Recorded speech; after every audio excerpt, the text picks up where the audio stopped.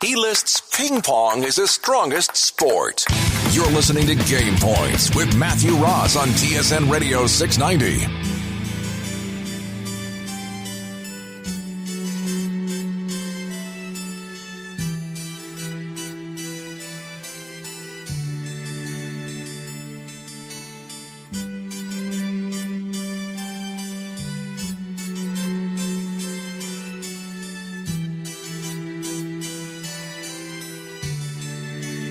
.610 on TSN 690. It's Game Points with Matthew Ross. That lovely, gentle, polite music is for our resident Blue Blood from TSN 1050. And Blue Blood also plays well because, you know, Blue Jays, Raptors kind of wear, well, they don't really wear I might blue. see him on Tuesday.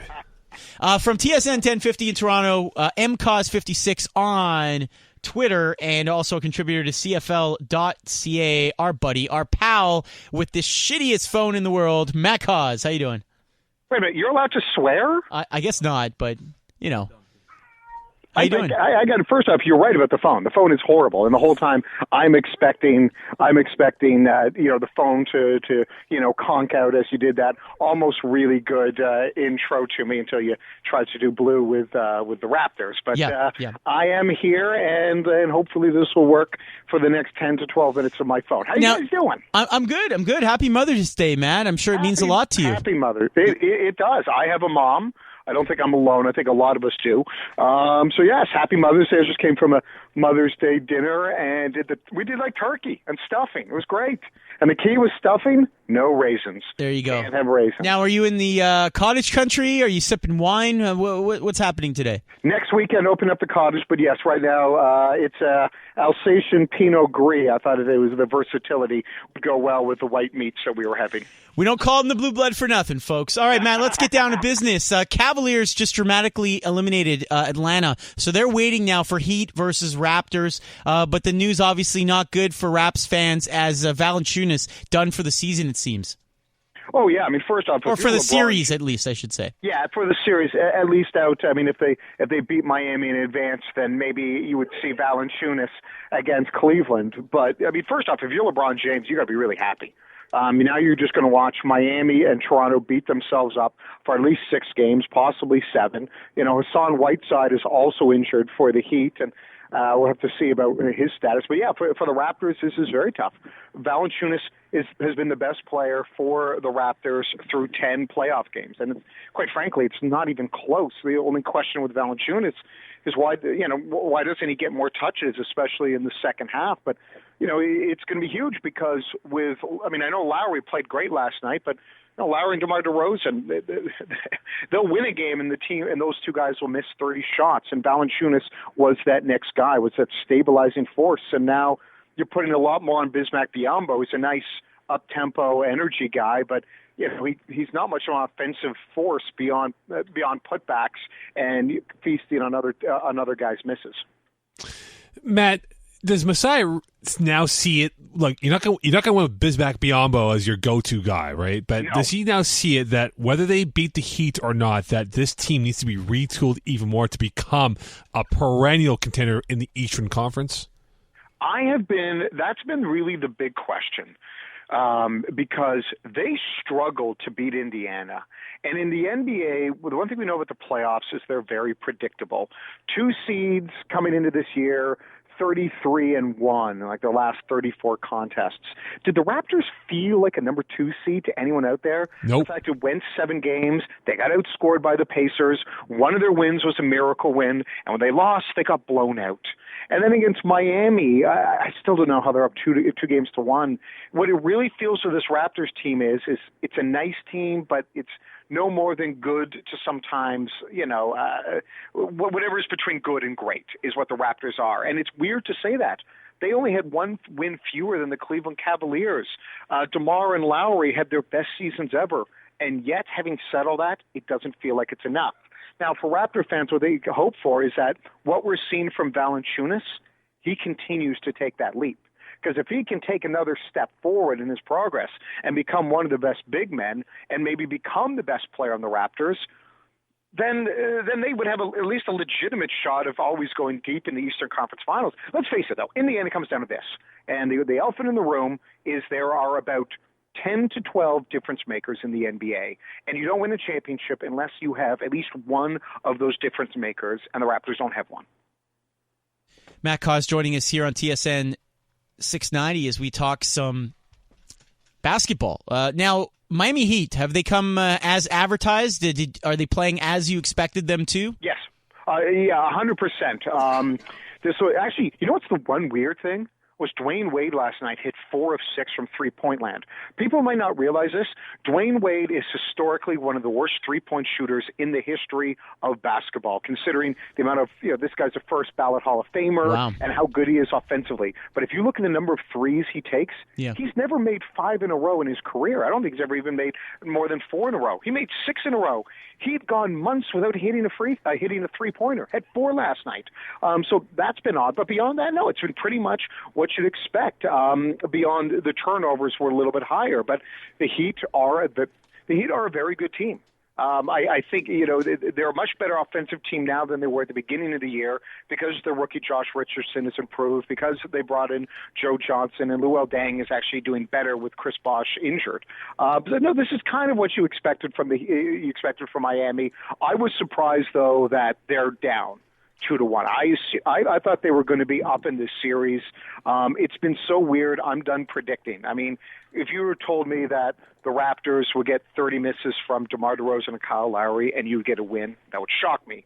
And then in Game 3, Miami only had 9 turnovers, and Dwayne Wade had his best three-point shooting night in ages, and they lost. This series is just weird. Matt Cauz joining us from TSN 1050 in Toronto, talking a little Toronto sports here on the program. Now, I get all my news, I don't know about you, Matt, but I get all my news from Facebook Trends. And trending today was Dwayne Wade angering Canadians by shooting around during the Canadian national anthem in Game 3. Matt, I need to get your feeling on this. Is this a big issue? This is not since 1812 have there been such tension between Canada. No, it's to me, there's nothing of this. Does Dwayne Wade have a history of disrespecting other countries? I don't think he does. I don't think he was going, you know what I'm going to do? I'm going to piss off Canada. You know what? Screw you, Canada, and your stupid national anthem. I think this is just what are athletes. Athletes are all about they're all about their routine. And he, doesn't stop shooting until he is, if he misses, he keeps shooting until he makes one. He just didn't make one. The timing was bad. It looks bad. But here's a lesson in life that I'd like to give to all the listeners. Oh, please. Don't take things personally. When someone cuts you off, they're not cutting you off. They're cutting the car that you're driving off, and they're already moved on to their next thing. Dwayne Wade did not do that because he's anti-Canada or hates Canadians or hates the Raptors. He did it because he's an athlete, and he's just wired like that to keep shooting until he makes one. I don't think people should be upset by this. Don't take this personally. I'm disappointed, Matt. I thought you'd come out like a rabid dog on this one, Okay, I can do this again. No. It's all right. It's all right. Greatest villain since Justin Bieber. I can go. Remember, I can do a WWF heel turn if you want and talk about his anti-Canadian agenda and his typical Americans with their xenophobic lifestyle, their ignorance towards anyone that isn't them. Guess what, Dwayne Wade? It's called the metric system. Why don't you learn it? And by the way, stupid Americans, you with your Constitution and your gun laws and your Donald Trump and your Kardashians and you're all obese. You know what? You can stick it. That's how I feel, America. Yeah. There you go. That's what I was expecting. Now, heel turn. 4 downs. 3 downs is better than 4 downs, and Tim Tebow would fail. He would fail in the Canadian Football League. I like that. And you know something? You're good at cutting a promo. I think you and Mo should do a 10-minute segment where you guys are just out wrestle promoing yourselves. I might see him on Tuesday.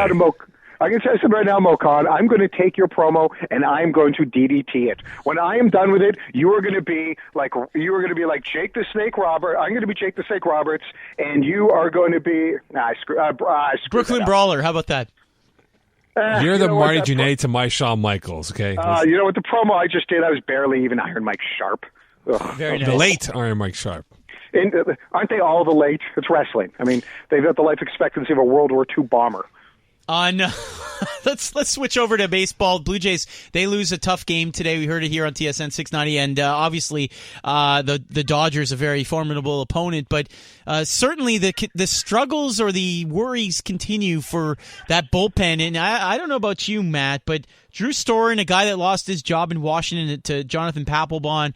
I wasn't crazy about this move to begin with. I don't know how you feel about it today after he gave up a couple of bad hits there, or a walk and a hit in that 8th inning, which led obviously to the Dodgers comeback. Yeah. Listen, it's been so hard, and for Drew Storen, a guy that, listen, he lost his closing job last year to Jonathan Papelbon. He lost his closing job to a guy who choked the MVP, and the Nationals like, no, we'll take that guy, the guy who choked Bryce Harper, over you, Drew Storen. And you thought and hoped, okay, fresh start, you get reset, and for pitchers and guys in the bullpen, so much of it's mental, but. I mean, the problem is with Drew Storen is he's now hit that level where every time he's out there, no one trusts him. In the 9th inning on Friday, gave up a walk and a couple hits, and he got out of that one. But, he's at the point where you don't trust him. You don't trust a lot of guys in the bullpen. You trust Osuna, and that's kind of about it right now. And the big concern, at least for me, is I don't want to see Sanchez. I don't want to see Sanchez going to the bullpen. I think he's too important in the rotation. But, I mean, let's face it, the Jays – they've had the same weakness all year. Their offense is yet to really get going beyond little blips, and their bullpen can't be trusted. Matt, on that note about the bullpen, Dave Trentadue here in studio also has a question about that for you. Matt, do you think the Jays have any interest in someone like Tim Lincecum, who threw in 41 pitches yesterday in a showcase? Oh, Lincecum is – don't think so, because I think – Lincecum is one of those guys that we all sort of get seduced by. We all get seduced by him because of what he was. I always go back to one thing. The San Francisco Giants are smarter than almost everyone else. So if they don't want him, why would the rest of us? And, I mean, admittedly, our bullpen right now is looking for answers. I mean, in the end, the cliche answer is, well, you do anything that can try to make your team better. But that one, I put a big buyer beware on it. Who are you more afraid of as a Jays backer right now? Or actually, let's throw 3 in there. So you have Tampa Bay, Boston, and Baltimore all ahead of the Jays right now in the standings, albeit very, very early on. Tampa's only half a game ahead, essentially. Boston's only 2.5 ahead. And then obviously the Orioles right now on top, 3.5 games above the Jays in the East Division. And by the way, the Yankees having won 2 in a row, so they may turn it around. But who worries you the most right now? Well, first off, it's never too early. Okay, don't listen to these baseball people that will shame you when you try to make proclamations. Baseball is not a marathon. It is a sprint. So we can make wide-ranging assertions right now. I hate to say Boston because I know, Matt, you're going to like that, but it's going to be the Red Sox. They got the money to spend, and David Price has yet to be the guy that we're what he has been in the past. So I'm going to go with Boston. That's the team that scares me. They're either last place or they're winning World Series. So it's the Red Sox. Oh, all right. I'll like it. Speaking of Sox, you got the Chicago White Sox at 22-10. You got the Nationals at 19-11. Obviously, the Cubs are 23-6. What's the biggest surprise for you so far? Oh, it has to be the White Sox. I mean, the whole off season, all we were talking about was, is Adam LaRoche the best dad on the planet or the worst dad on the planet? And the White Sox are just one of those teams that are sort of a little bit irrelevant. I mean, the Cubs were a great team last year. The Nationals, I know they didn't make the playoffs, but before the season begun, most people last year said the Nationals had the best talent, and they do have. They've got great talent on that team. So for me, it's the White Sox. And right now, if you're Chicago, you have to be loving life. I mean, the Cubs, they're Golden State. They're the Golden State Warriors of baseball.